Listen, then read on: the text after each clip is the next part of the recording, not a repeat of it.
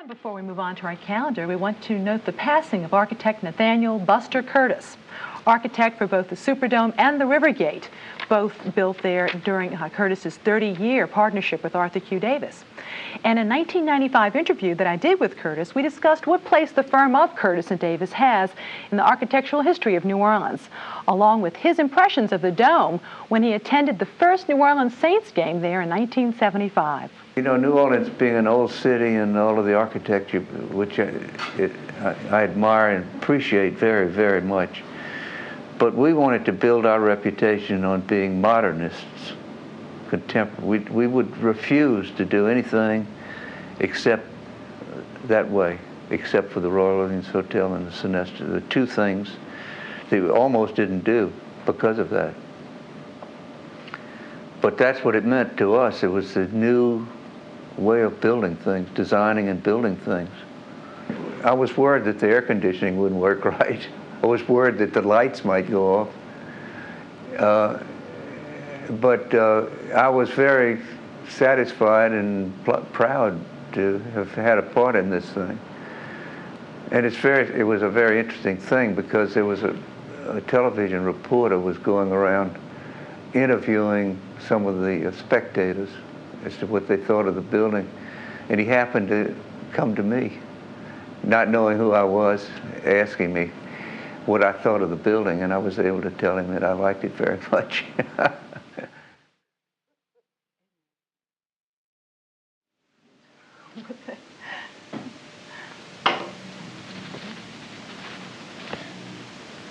Okay. Now, shall I say to set the stage for the 60s? If you want to say that, that's fine. Okay. Okay. Okay, to set the stage for the 60s, you have to go back to New Orleans during the Great Depression, where very little construction took place. Very few architects were being graduated from school. And following that came the World War II. No construction took place at that point. So that no new architectural firms were formed. And when my partner Arthur Davis and I came on the scene in the late 40s, we were the first new architectural firm to be established in New Orleans in, say, 15, 20 years. And all of the other firms were older. And another thing that happened was, because of the war, a great many of the outstanding architects from Germany migrated to this country. Walter Gropius came to Harvard. He was a member of the Bauhaus. And this was a new kind of architecture that was sweeping Europe, and it was brought to this country and to New Orleans by this movement of people from Europe to this country. And so that was, our office opened right at the time when this new movement of architecture was taking place in the country. And so here we were, young firm, and we were interested in the new contemporary architecture. And we were in a kind of a very fertile field here because we had competition only from the older firms that weren't at that time too interested in that kind of architecture. So that's how we got started and how we really were able to establish ourselves in the, say, the early 50s when we really got started. So setting the stage for the 60s then, in terms of the positioning of your firm for the Rivergate and eventually then the Dome, how did that work in? I mean, were people looking to something new? What was the attitude? Well, the attitude, first off, there was a great need for schools. There had been no new schools built in New Orleans for all this time. And the ones that had been built were old kinds of schools with many steps leading up to them and no good lighting or cross ventilation. And we were able to start off by designing schools and houses too, schools and houses. And then we did the public library here, which probably was early 60s. And it was a real departure from library design at that point, in that the director of the library, Mr. Jacobs, wanted to have a building that was a showcase or a supermarket for books, is the way he explained it. So the building was all glass, so people could look in and see people reading and then want to go in. The problem was you can't have direct sun into the reading room or library. And so you will see from the way the library is designed, it has a sunscreen that's a feature of the appearance of the building. And at that, we didn't realize it, but the cost of that sunscreen was sold on the premise that it would save the tonnage in the air conditioning system and also would save operating costs, which it has done. And then from there, we did buildings up at Tulane, the Student Center, as I recall. We did the Royal Orleans Hotel and the Sonesta Hotel, and then came along the Superdome, and we had established by then a reputation for being modern architects, or modern practitioners, and so we were selected to do the Superdome. But before that came the Rivergate, actually. Yeah. Okay. And there's the mail. Okay, that's fine. This comes the mail. Really. What were the forces then that brought about the Rivergate in terms of how you got involved with the Rivergate? All right. Well, wait, let's wait. Okay, we're finished. Okay. Coincidental with the things that I've just mentioned came along the jet plane and the air travel. And so that brought more tourists to New Orleans and more conventioneers. And so the Chamber of Commerce wanted to tap into that source and made a study of a program for the convention facility. And the Rivergate was planned, the square footage and the areas of all of those things were planned so that it would accommodate 75% of all the conventions that were being held at that time. And the building was planned that way, and then of course the building was designed to fit those specifications. The other 25% of the conventions was so large that they went to New York and Detroit and Chicago, but now we have a huge convention facility to accommodate those too. And it made the Rivergate obsolete. I don't think that had to happen, but it did. And the dock board who had built the Rivergates sold the building to the city, and they left it vacant, and it deteriorated somewhat. Let's back up on let me straighten your tie here. First of all, let's kind of the beginning. Where did the name Rivergate come from? That was a name chosen by the person that was going to operate the Rivergate, and I can't remember his name. Okay, so somebody just came up with that. Yeah, it was near the river. And what was some of this, from what I understand, there's a lot of symbolism that went into the design of the Rivergate. Give me, kind of describe to me what your plans were in terms of the design of it, the symbolism. The symbolism wasn't the motivating reason for the design of the Rivergate. The Rivergate was designed with the philosophy of being an honest expression of the materials and the structural system of the building. Being concrete, it was able to be plastic and flowing like it was. And when you look at of course it's not there anymore, but you could look at the building and know exactly how it was built. It was, all of the forms were designed so that it would be strong, and the engineer happened to be a person that appreciated beauty at the same time. But maybe subconsciously the flowing shapes were a result of an association with the shape of the river and things like that. But that wasn't the main reason for it. We were also very interested in the regional aspects of a building. That is, to design it in such a way that it would combat the bad things in our climate, take advantage of the good things. Like what? Like the big porch or overhang in the front where cars can drive up during our torrential rains and people can get into the building that way. And the overhangs helped the air conditioning system, kept the sun out of the building and so forth. Were there any inspirations of that design in terms of just architecturally? Did you feel like you were inspired by somebody else or an architect? I mean, of course, ultimately it was an original design, but were there inspirations as to what else was going on in architecture at the time? There were other buildings built that with that same spirit, but I can't remember being aware of them when we were designing the building. For instance, the Dulles Airport in Washington, D.C. was designed by a famous architect, Saarinen, and it reminds you of the River Gate.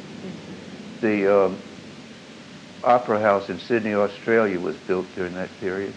It has flowing shapes and like the River Gate does. And then there's a garage in New Haven for Yale University that it's in concrete and it's shaped like that. But I think those buildings the reason they look like the River Gate is because they were designed from the same philosophical approach. That is to honestly express the structure and honestly express the materials that are being used. But I think, was a very wonderful building. I don't think another will ever be built like it again. The arches, forgive my lack of architectural expertise, but like the way it kind of bubbles up. If you had to describe that to a layman, how do you describe what the roof was trying to do? What were you trying to do with the roof? Well, the roof, it's the longest span concrete roof ever built. Barrel vault roof. The concrete is very thin in the roof, and the shapes are those shapes that needed to be in order to support that length. As I recall, it's 168 feet span because there were no columns to be needed in the exhibit hall or wanted in the exhibit hall. So it's a clear span, open room is what it is. Now, was that unique? Was that unique at that time? I guess it was, yes. It certainly, the way it was created, it was unique. I think the New York Times wrote an article about it, and no one else had ever built a concrete building with such a span before. And that resulted in the shapes and the forms of the building. The artisans, the craftsmanship that went into the building, how did that come into play in terms of, could that be duplicated today? If we were trying to build the River Gate, can something like the River Gate be built again? I doubt it. And why? I doubt if there are artisans like that around, because they don't need to be trained to build things like the River Gate. But the River Gate, being concrete, had to have forms, wooden forms made, wooden arches, and those forms took a double curve similar to the way a boat would be built, upside down. And so those people were essentially skilled in doing nice carpentry work to receive the concrete later. And it resulted in a very fine, smooth details where it was needed and very thin columns. In terms of the River Gate being associated with a particular school of architectural design, let's say the Expressionist, what does that mean? I mean, how does that building typify what is the Expressionist style, and then how does the dome become an example of that? When we designed the River Gate, in fact, when we designed any buildings, we weren't conscious of style. And so that name has been placed on it afterwards. And I think it meant that that applied to all of the new kind of forward-thinking buildings that were built or designed at that point in that period. But Why concrete? Why was concrete used as the building material? it was the most economical. We made a study to compare the cost of steel against concrete, and we chose concrete simply because it was more economical. But that was done before the forms and shapes came into play, because that really was the result of the use of concrete. The building is in effect sort of a study in curves. When you were drawing it, were you just thinking, well, let me try and see how this might work? What was in your mind as you were designing it, and the use of the curve? All right. Actually, the forms and shapes of the building were a result of a very close working relationship between me and an engineer by the name of John Skilling from Seattle, Washington. And we became very good friends and did several buildings together. But we would sit together at the same drawing board and work together. This whole thing evolved that way, with my ideas and his ideas, and we put them all together that way.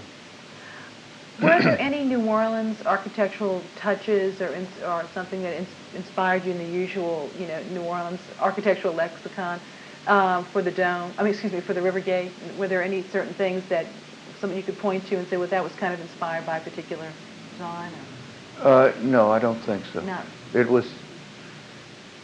It's strange because when the building was demolished, a great many people were opposed to that on the grounds that it was destroying something that was unique to New Orleans.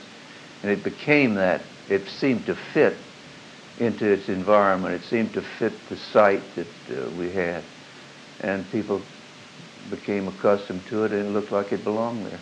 And I think that was what really, other than the fact that the overhangs and the huge porch that you could drive into and those kinds of things, which were inspired by the region. When you were building it in final construction, was there anything that was unrealized in your plans in terms of what you would have liked to have seen that didn't happen?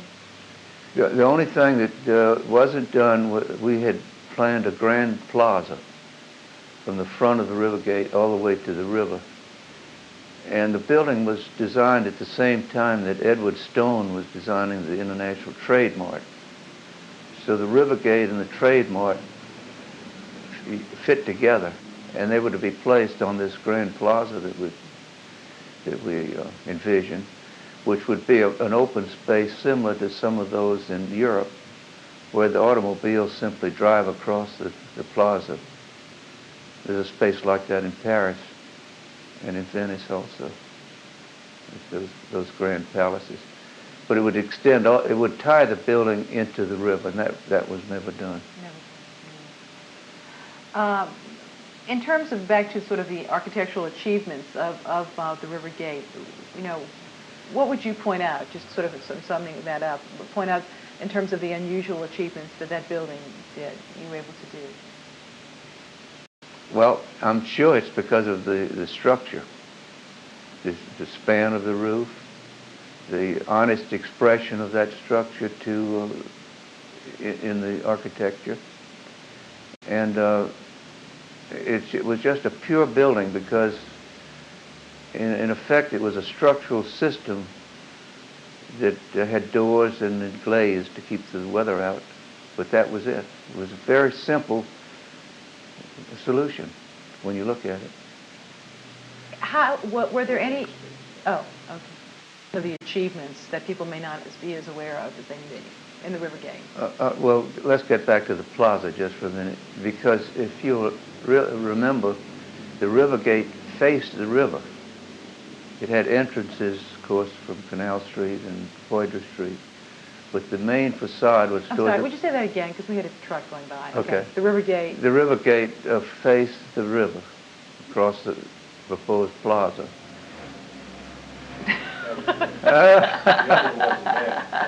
That's Okay. terrible. Okay. One more time. The river gate faced the river across the plaza. It had entrances on Canal Street. Thinking about the noise. I have to start over again. Oh, that's fine. It had entrances on Canal Street and Poydras, but the main facade faced the river and was oriented toward the river like it should be. And it was such an important site right where Canal Street, the main street of the city, met the river. And to us, that was the most important site in New Orleans. It still is. It's a shame it's going to be occupied by a gambling casino now. But anyway, we wanted to design a building that would... Whoa, that must be probably the shades, the blinds or something? Oh, okay. So we wanted to...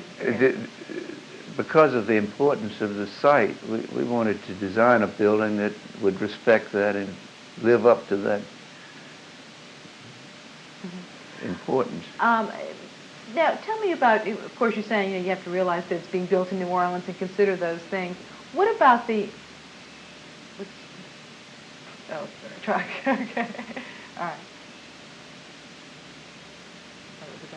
And okay. Another thing about the site before we leave that, the river gate anchored not only Canal Street end, where it met the river, but it also anchored Poydras Street, which was later to become a very important street in New Orleans when the Superdome was built at the other end of the street.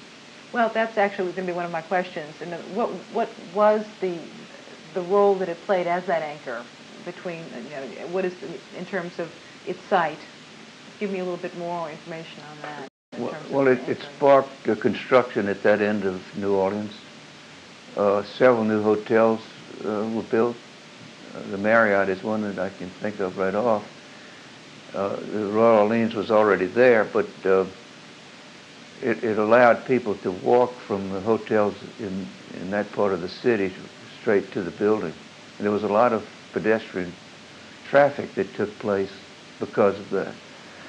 It also provided a parking for 200 automobiles,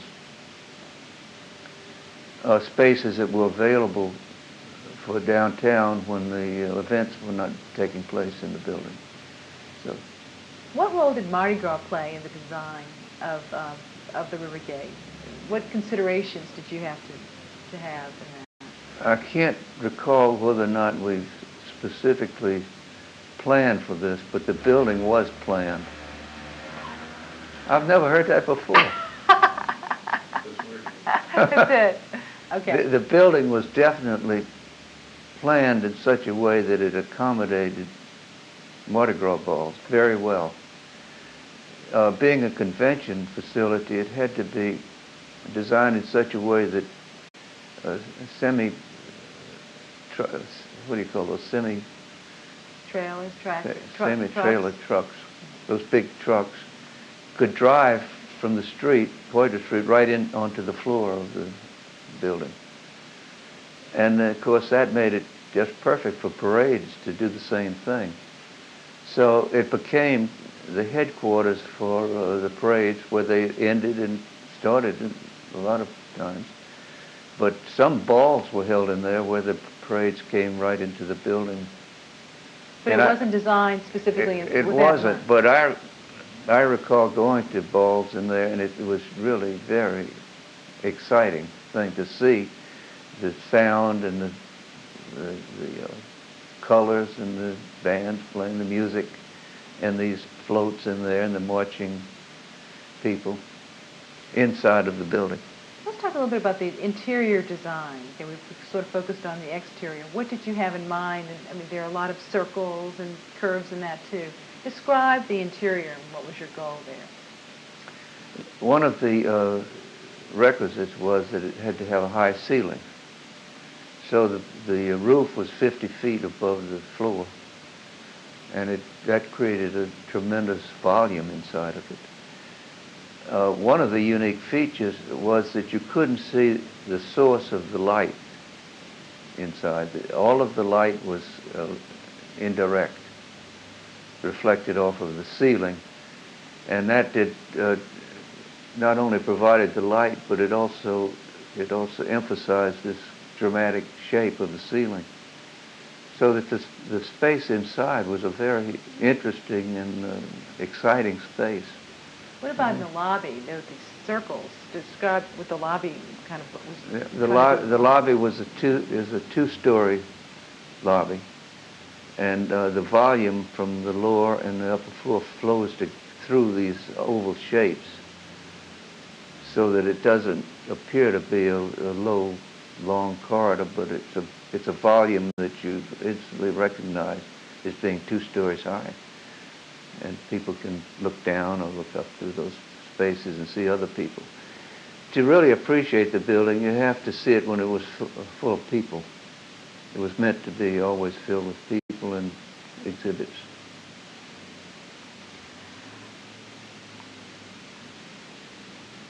So what, in terms of the versatility of the River Gate, okay, of course Mahalia Jackson's wake was in there and high school graduations. Was it intended to not only serve as an exhibition space for conventions, but was the goal also to have sort of a local use too, and a cultural use? Was it just going to be for tourists? It was for, well, not only just for tourists, because the Mardi Gras use was put by the community. It wasn't suitable for, say, boxing matches and basketball games, but it was certainly very versatile and useful for exhibits. You know, it was built on a modular system so that all kinds of exhibits could take place in it, boat shows and automobile shows and things like that. Unfortunately, when the main exhibit hall was built, the building wasn't used, but I still think that it should have been. It should have been operated by the same people that operate the main exhibit hall. Convention center. The convention center. Because they could have put exhibits in there that were just the size that it's noted for, was designed for, rather than being lost in that huge space there. Now, of course, underneath the River Gate is this tunnel. Yes. Okay. Now, what was the function of the tunnel, and how did you have to keep that in mind in the construction of the River Gate? When we designed the River Gate, there was a tremendous controversy raging in New Orleans about whether or not to permit an elevated expressway between the French Quarter and the river. Thank goodness it was defeated. But when we designed the River Gate, it was up in the air.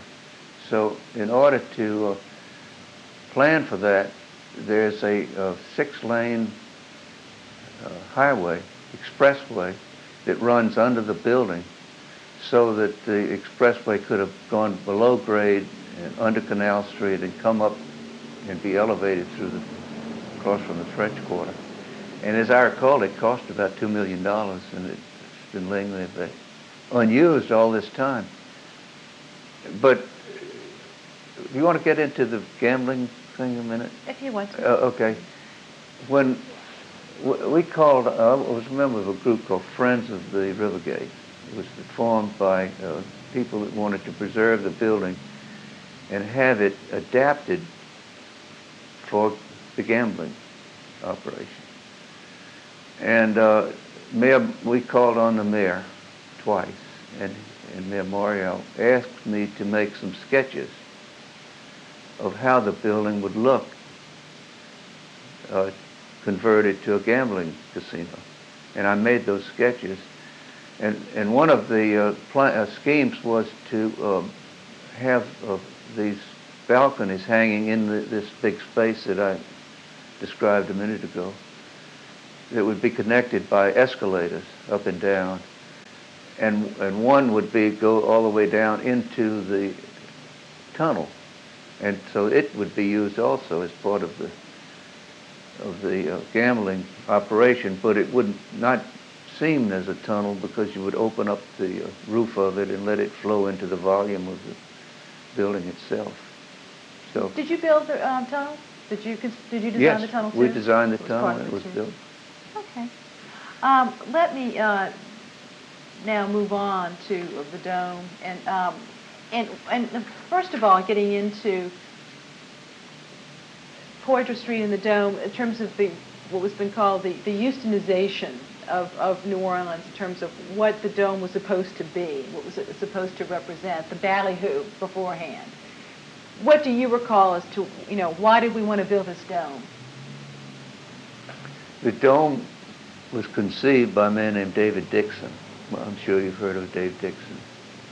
A man with tremendous foresight and vision. And he was a tremendous salesman also. And he sold the idea to Governor McKithen, who was governor at that time, and got his strong support for the building. And that's really what caused the building to be built.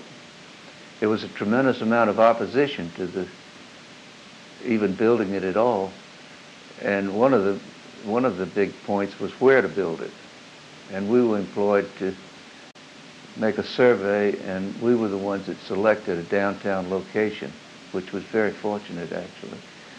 And we chose the Illinois Central Freight Yards, which were at that end of Poydras Street, which were not being used at all, and we made a plan that envisioned you call it the Houstonization of Poydras, but that was planned, that development was carefully planned, and it's taken place just like we planned it, for having the downtown location for the Superdome on one end of Poydras Street and the Rivergate at the other.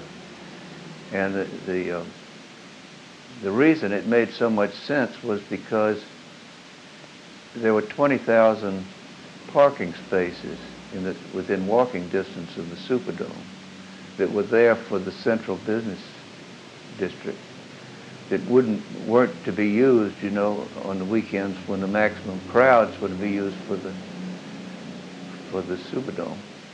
In addition to that, the traffic network for the central business section was already in place for the large amount of traffic that would be going to and from the dome, so it made a lot of sense.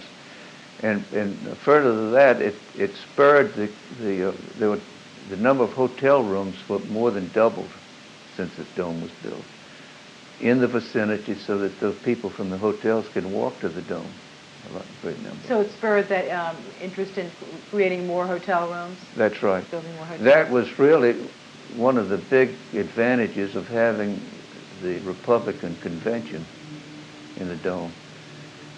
It's the only urban space, I think, in the United States with that number of hotel rooms within easy walking distance of the main exhibit hall where the convention was to be held. Did the dome help make the Rivergate obsolete? No, not really. They were both, one of the prime uses of the Superdome is for exhibits.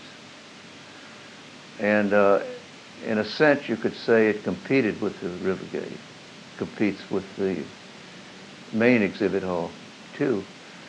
But there's enough of that business to go around, and no matter who got the business, the city benefited by it. And I don't think that made the Rivergate obsolete. In fact, when it was demolished, it was not obsolete. It just wasn't being used like it could have been, or should have been. What was your personal goal for the dome? Did you have a personal, when it came that you were going to be designing this, was there something that you wanted to have happen in that dome, or the design of it? Well, first it was to be the biggest building ever built. That was the directions from Governor McKithen to us. It had to be big enough so the Astrodome, which was the only other dome stadium in existence, could fit inside of it, which it can. Why did he say that? Why did he ask you? He was that kind of person, just bravado, I guess. But we approached the design of the Superdome in a very logical way, in that we knew what events would take place in it, and we wanted to have the spectators have the best possible point of view for each sport. For instance, in football, we wanted as many seats as possible on the sidelines. For baseball, the best seats along the first baseline and third baseline. For basketball, the need would be for a more intimate arena-type seating. So we worked all of that out, numerous seating arrangements that could have only been done on computers. And once we had what we thought was the ideal seating situation, only then did we start thinking about how to enclose that space. So So was the building design sort of from the outside in or inside out? From the inside out. So then after the seating was in place, it became a matter of how to house that, enclose that space as economically as we could, and how to put the roof on it, and all of that. And so the form of the building that you see there exactly encloses what's inside. It's a good example of form following function, as they say. What's a squirrel shape? Squirrel. What is Squircle. that? Is that that's your word? What is that? Well, the baseball field is more or less square at the base. There's a system of movable seats that move back to accommodate the baseball, and that's square. The lower field seats are square, but the dome is a circle. So it starts off as a square, and then the geometry changes as it gets up into a circle, and we just named it a squircle because it seemed to describe both shapes. Mm-hmm. The gondola or gondola, whatever we want to say, the TV screen. How does that connect to just the overall design of the roof? I mean, it was certainly, you want to provide some visual aid, but isn't there much more to that design? There is. It has a function, too. The roof, during hurricane winds, would tend to act as an airplane wing and want to lift. So the weight of that gondola opposes that thrust and helps to hold the building together. But that gondola is as big as a gymnasium. Most people don't realize how huge it is. But incidentally, that television arrangement has been replaced now. It was the state of it. It's still used, but there's a better system that's been developed for scoreboards and instant replay and those kinds of things. Tell me a little bit about the tension ring around. All right. Okay, in terms of the construction, what is that, and how did it come into play in design? The tension ring is the ring that supports the roof, the dome roof. And the way the roof was built it was constructed on 17 towers. Each tower had a jack on the top of it. Each tower had its own pile foundation. And so the whole roof was built and supported by those towers. And the reason for that was because the thrust, the dome has a thrust outward in all directions, and that thrust had to be accepted all at one time. So while the roof was being built on these towers, the tension ring was built. That's the ring that goes all the way around. And then the roof was jacked down onto the ring so that it came down all in one, with the forces all in all directions at one point. And that's the tension ring. And it had to be very carefully built. All of the joints were x-rayed and to make sure that it was built exactly the way it was supposed to be. Now, in your book about okay. Is the center of the dome roof, from which all of the structural members emanate down from there to the tension ring. And that's in the very center of the building. And also that section shows the gutter around the building, which is it's a reservoir for the water that rolls from the roof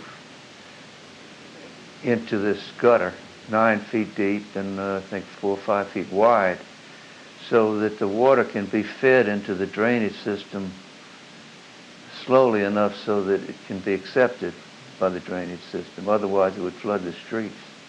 You see, before the dome roof was there was open land and the water seeped into the ground. This time, it would all come into the drainage system at one time. So you said it flood the streets, flood like the downtown area? Yeah. Would it flood the downtown area? It would flood in the area around the dome. Okay. Interesting. Now, in your book about the dome, you talked about sort of the, I guess, skepticism on the part of one of the subcontractors about the roof and him not thinking that the roof would work. Tell me a little bit about that roof and the concerns. This was the roofing material that goes over the steel members. And that was to be done by a subcontractor from St. Louis that decided that he couldn't put the roof on because he couldn't reach with cranes from the side of the building over into the middle where the roof was to be. So he walked off the job and we had to find a new contractor, which we did.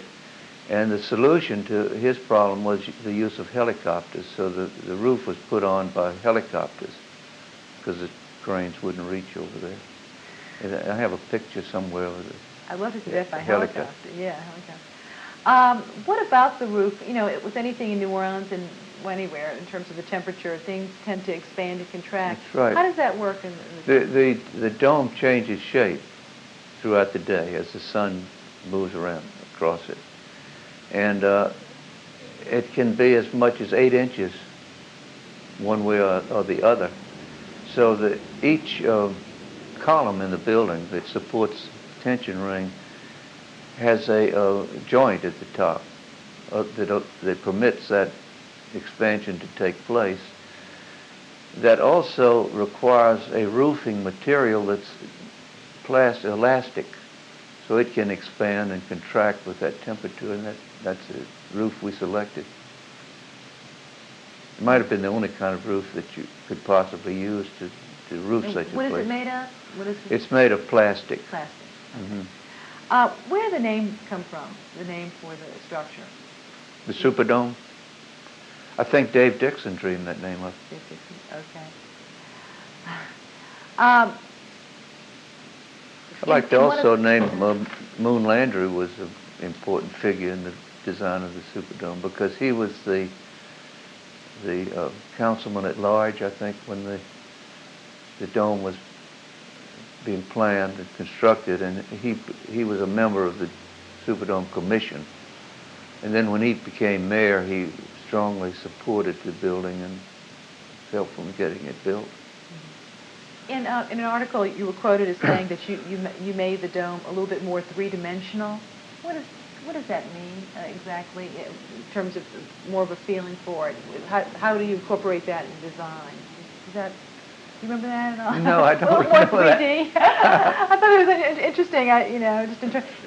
Just in terms of it's a big place, but when you walk in, you feel it's fairly intimate, though, isn't it? Was that part of your goal to make it not so dwarf? Yeah, we wanted it to be a people place.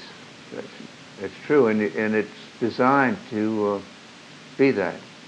In other words, when you approach the building, you see it from a distance, you have a certain attitude about the building. It's so huge, and as you get closer to it, you become aware of the smaller parts of it. And then when you walk into it, you walk into this huge space, and it's just kind of takes your breath away when you see that. But there's hardly a seat in the place that isn't a real good seat to view whatever sport you're going there to see. When you were given the task, first of all, I'm sorry, back up and say, what was your role in this formally? You know, what was your role in the construction of the dome? What hat did you wear? All right. Well, when Curtis and Davis was our firm, and it was a practice in our office to divide up the work. Arthur Davis had certain projects. He was the project architect and manager, partner in charge of this huge hospital that we built in Berlin, Germany. He did that.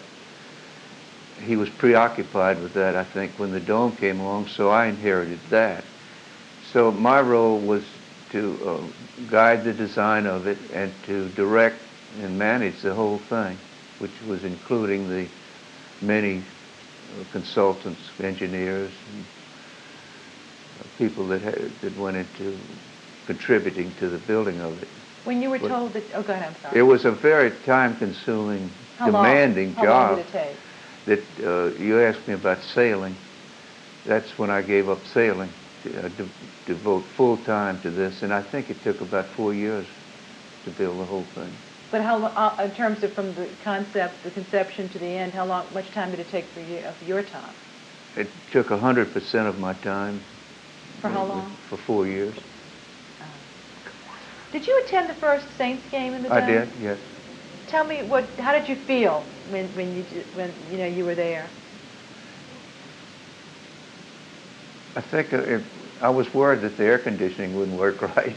I was worried that the lights might go off. But I was very satisfied and proud to have had a part in this thing. And it was a very interesting thing because there was a television reporter was going around interviewing some of the spectators as to what they thought of the building. And he happened to come to me, not knowing who I was, asking me what I thought of the building, and I was able to tell him that I liked it very much. The seat coverings, it seems to me, even when the dome is not totally full, just the choice of the color of the seat coverings looks like it could be people as opposed to if it was all one color. Was that planned? That was planned that way. The color schemes and the seats. The television events always want to have a full house. And it makes the whole program more interesting and more fun for everybody. So if there are vacant seats in the Superdome, they aren't noticed because of the pattern and color of the seats. And that was all planned that way. Now, of course, in selling the dome concept, and with McKithen, getting the state to be behind it, because it really wasn't something that the city could afford to handle on its own, was it? I mean, it was just too big. It was handled by the state. Yeah, but initially, Skiro, and I mean, it wasn't initially, they tried to see if but it was just too big for them in terms of the amount of money. Right, you couldn't build something that big unless you... was it, especially since you're going into new territory, I mean, obviously being a skilled and experienced architect, but there's some things, some innovations that didn't exist until the dome, until you all came up with them. That's right. Yeah. Do you think did you feel like the state and McKithen was in your corner that time? Because, as we know, the dome was more expensive than I think planned, but you didn't know that at the time. I mean, how were you able to deal with all of that? I mean, did they give you support? Yeah, very supportive. Okay. Governor McKithen was tremendously interested in this project, and Dave Dixon, and as I mentioned, Moon Landry too, and they were very, very supportive of me and what we were trying to do. And without that, I don't think we could have built it. Yeah, because really initially what I guess everybody thought it might be, and then what eventually, it was more expensive. Was it because of the innovation involved? Is that, just trying to do that kind of thing? I mean, you needed a state behind you on that, didn't you? Yeah. Well, the cost, let me explain how the budget and the cost took place, if I can recall. If you want. But the building had to be voted on by the people. This was before the building was designed. They didn't know where it was going to be built. They didn't know how many cars it was going to be parked in the garage, or how many spectators it would accommodate, or even what sports it would accommodate. And so I think it was Mayor Skiro picked out a number ridiculously low. I don't know if that was where he got that figure from, but that figure, of course, stuck in the minds of everybody. And then when we were hired to do the design, one of the first things we did was to make an estimate, a budget. And by and large, the building was built pretty close to that budget, except for a few things that were unforeseen. One of them was the tremendous delays caused by the lawsuits. Schwegman, and I think it was Schwegman, John Schwegman, yeah. John Schwegman, The daddy. yes. And he opposed it, and several other people brought suit. They couldn't sell the bonds, and the whole thing was delayed. And prices were going up all the time. And then another thing that happened was there was a man named Ben Levy, who was Mayor Landrieu's chief executive officer, and another very smart, foreseeing person. He was made the owner's representative to run the stadium. I forgot the exact name that he had, title that he had. But one of the things, he did two things. One, he decided that we should make the floor of the building structural to accommodate exhibits, similar to the Rivergate. Okay. All right. He decided we should make the floor of the Rivergate structural, with all of the utilities under the floor, telephone, water, gas, electricity, all on a module, so you could have exhibit booths and set up in there. And all of that was put in, and that cost $12 million to do that. But that one thing has resulted in more income to the city of New Orleans than anything else in the whole dome, because that's what brings the new money into the city, not the sports necessarily, but the exhibits. The other thing he did, we had, I think there were 54 private box suites that were to be finished by the people that would buy the suites. And he decided to build out the inside of the suites, furnish them, and sell them that way. They sold right away after doing that. But it added, I think, $3 or $4 million to the cost of the building. So those things, other than that, which you could easily explain, the building was built pretty close to within the budget. Just now looking back, and this is almost 20 years of, from when the Dome first opened, what do you feel has it realized, I guess, to your full expectations? And are there any disappointments in retrospect as to what you would hope would have happened there? So what's the good? All right. All right, first. I really can't think of anything that I would like to have done that we didn't do. And that's unusual, I think. And it's also very gratifying to see a building that was designed to be used in such a way and then be used that way successfully. And that took place over I think the first 10 years, because first they had the exhibits, they've had the circuses, they've had the basketball several times. The Final Four, I think, has been here several times. They've had the Super Bowl in it several times, the Sugar Bowl in it every year, then the Tulane games and the when you drive by the Dome, what comes into your mind? When you just drive by the Dome, you just kind of look over. Yeah. I mean, what personally, is there something that you think about? Does it bring up good memories or bad memories? Good memories. Oh yes, good memories. The biggest thrill I get is going into it every time. I get a big thrill every time I go into it. Do you have a favorite section of the Dome, an area? I like the terrace level, which is the upper deck. And I used to sit right on the 50-yard line on the very top seat, because I enjoyed that better than any other. You can look down on the games being played. But is there something about the Dome that would surprise us? that even today, is there something like that most people just really aren't aware of what that dome can do, or something about the dome? It's like, are any surprises in all that? I think it's been used for every single thing that was planned to be used for. I don't think they thought of anything to have in it that wasn't planned for. So it was very carefully and thoroughly programmed. And Dave Dixon deserves a lot of credit for that, because you